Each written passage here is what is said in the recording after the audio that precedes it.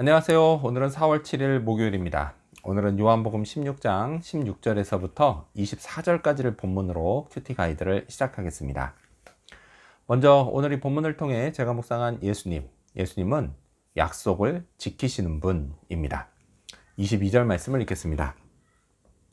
지금은 너희가 근심하나 내가 다시 너희를 보리니 너희 마음이 기쁠 것이요 너희 기쁨을 빼앗을 자가 없으리라. 아멘. 자, 이제 곧 아버지께로 가시겠다는 예수님의 말씀을 듣고 제자들은 매우 걱정했습니다.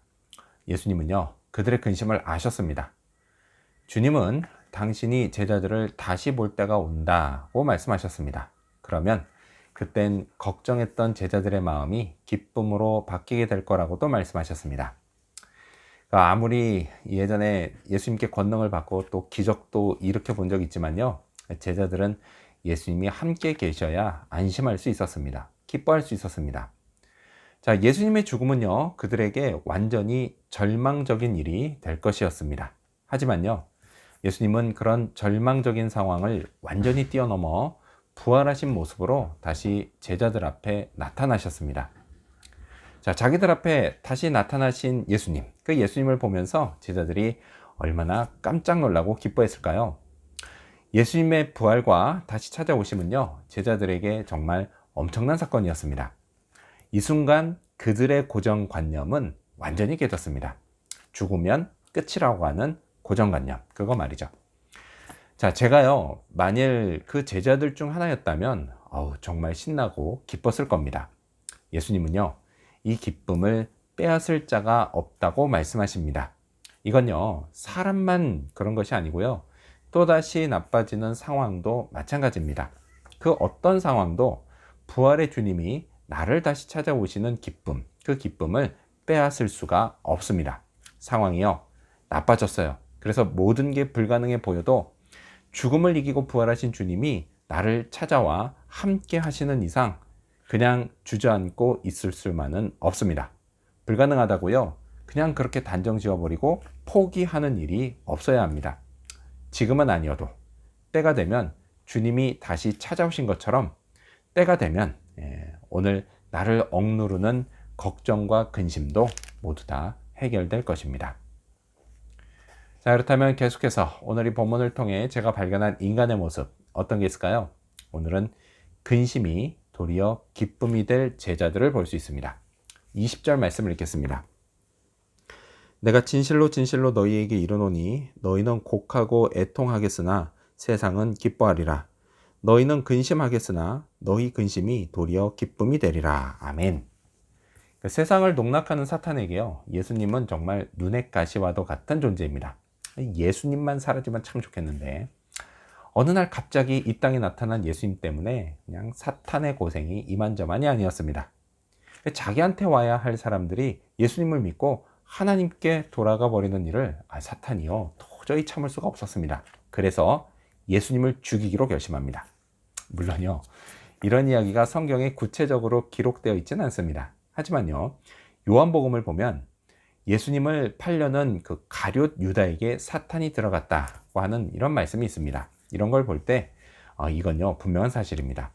따라서요, 사탄의 손아귀에 있던 당시 유대인들 역시 예수님이 십자가에서 죽는 건 분명 기뻐할 일이었습니다. 반대로요, 제자들에게는 곡하고 애통할 일이었습니다. 하나님의 높은 뜻, 그것과는 별개고요. 어쨌든 3년간 자신의 모든 걸 걸고 따라다녔던 예수님이 갑자기 죽으셨다니까 말이죠. 자, 그것도요, 아주 비천한 모습으로 십자가에서 그 형장에서 사라져 버렸으니까 말이죠. 하지만요, 주님은 제자들의 이 근심이 도리어 기쁨이 될 거라고 말씀하셨습니다. 왜냐? 예수님이요, 죽음을 이기고 부활하시기 때문입니다. 이건요, 죽음의 공포로 세상을 다스리던 사탄의 권세, 그 권세가요, 완전히 무너지는 사건입니다. 반대로요, 슬픔 속에 주눅 들어있던 제자들의 상황은 완전히 역전됩니다. 저를 둘러싸고 있는 상황, 그 상황이요, 아무리 나쁘게 변해도 예수님의 약속의 말씀을 굳게 붙잡고 믿는 사람에게는 이런 기쁨이 주어집니다. 자, 그렇다면 끝으로 오늘 이 본문을 통해 나에게 주신 교훈이 뭘까요? 그건 구하고 받고 기쁨이 충만하자입니다. 24절 말씀을 읽겠습니다. 지금까지는 너희가 내 이름으로 아무것도 구하지 아니하였으나 구하라 그리하면 받으리니 너희 기쁨이 충만하리라. 아멘. 이 말씀은요, 제가 아주 오래전부터 무척 좋아하는 말씀입니다. 자, 이 말씀을 따라서요, 실제로 기도응답도 많이 받았고 기쁜 일도 참 많았습니다. 그러니까 처음 이 말씀을 접했을 때요, 예수님의 이름으로 구하는 게 이게 어떻게 구하는 것인지 참 궁금했었습니다. 그러니까 아무래도요, 이 말씀에서 이게 핵심인 것 같아 보였기 때문입니다. 자, 그 당시 저를 가르쳐 주셨던 분은요, 이것이 예수님을 신뢰하며 기도하는 것이라고 말씀하셨습니다.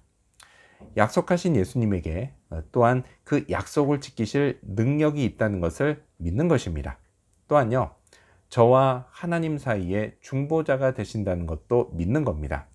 자, 그렇게 믿음으로 기도해 오면서요, 여기에 더해서 한 가지가 더 있다는 사실을 알게 됐습니다. 그건요, 그 응답이 그게 어떤 것이든지 간에 주님이 주신 응답은 당장은 그렇지 않을 수도 있지만요, 결국에는 내게 기쁨을 준다는 것입니다. 그것도요, 충만한 기쁨으로 말이죠. 자, 이렇게 나를 기쁘게 하는 응답, 그걸 받기 위해서요, 가장 중요한 건 역시 기도해야 한다는 겁니다. 기도하지 않으면요, 응답도 없습니다.